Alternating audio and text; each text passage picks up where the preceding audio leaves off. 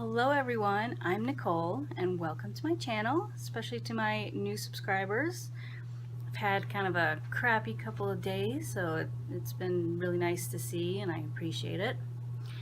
And on that note, can I just show you this shirt that I got a couple days ago at Target? It just completely sums up how I've been feeling the last couple days.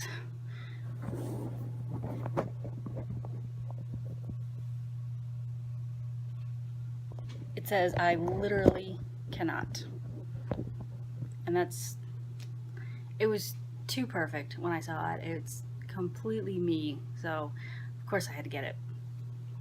Anyway, let's get started with this video.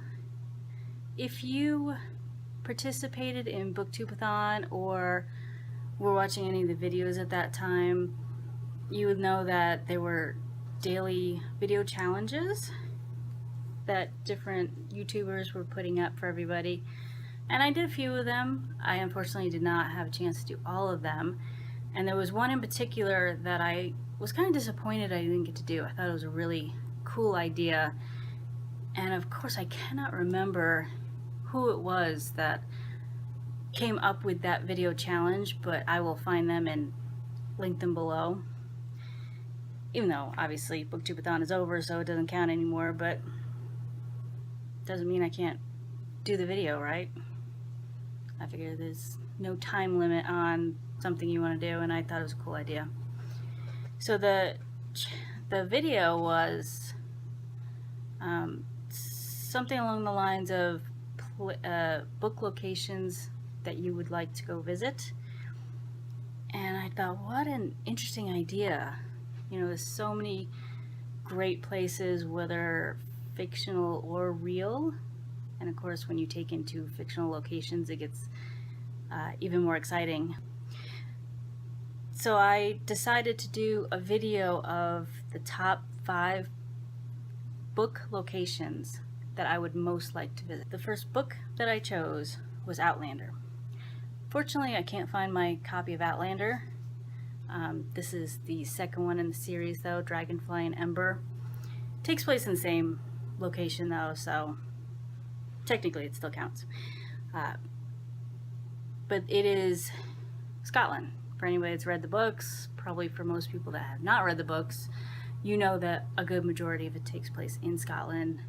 So of anywhere that I could go in the world, Scotland and Ireland have always been my top choices. Kind of a tie between the two. There's not one that I would rather go see. Partly just because they're supposed to be such incredibly beautiful countries.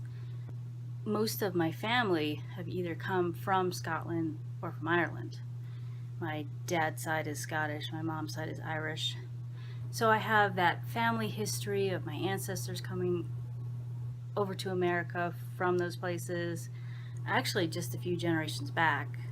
So I've been very interested in my genealogy and my history, and I would love to go to Scotland and see where my family lived, where they grew up. I possibly even have still some distant relatives that live there, so if I could get in contact with any of them, I think that would be amazing. The second book that I had chosen is Neverwhere by Neil Gaiman. London is also another top location that I've always wanted to go to. It has such a rich history and culture. You have Big Ben, Buckingham Palace, you have incredible museums and galleries and theaters, and gotta check out the pubs. It just sounds like a great place to go visit. Everybody I know that's been there has loved it. And the interesting thing about choosing this book, if you've read it, and it's not really giving anything away, but there is also a magical secret London below, which is it is like a parallel of London, but completely different from London as we know it. So that makes it kind of interesting, and I get kind of a 2-for-1 with this book.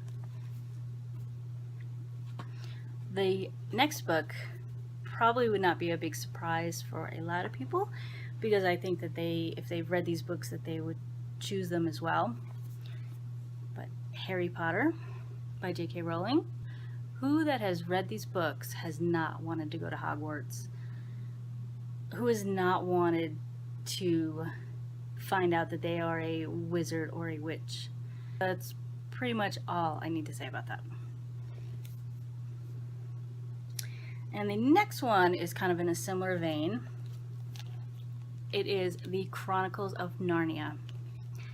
Now, these books I read when I was a kid, and I fell in love with these books. I had ever since I was probably like 9 years old when I started reading these books, and I always wanted to go to Narnia. I could relate to the characters in this book at least a little bit. Obviously situations are a little different, but having a somewhat difficult home life and wanting to escape from it, you know, I completely get that. You know, the idea of being able to walk into a wardrobe and be transported to a fantastical world, and not only that, but finding out that you are the only ones that can save it. That's kind of every kid's dream, I think. And I mean, Aslan, a talking lion. Who wouldn't want that?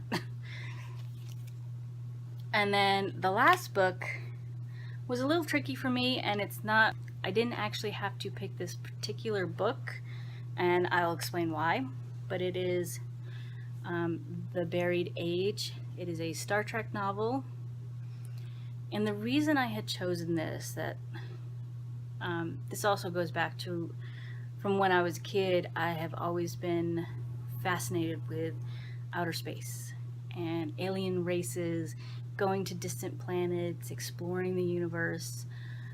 I've always loved science fiction, and Star Trek has always been one of my favorite science fiction universes. I always thought it would be exciting to live in this world, to be able to be a part of Starfleet, to explore new worlds. Let's just say that if we lived in a time and place where the Starfleet Academy existed and we were out there and we knew of other inhabitable planets and other aliens, I would have signed up a long time ago. So there are my top 5 choices of book locations that I would love to visit. Obviously they are not all real, but the great thing about reading books is that we can go wherever we want to go. So I hope you enjoyed this video. If you actually did this challenge for BookTube-A-Thon, please leave the link below. I would love to see the video. And if you did not get a chance to do that and you wanted to make a video like this as well, then please do so. I'd like to see that too. And until next time, I will see you later. Bye.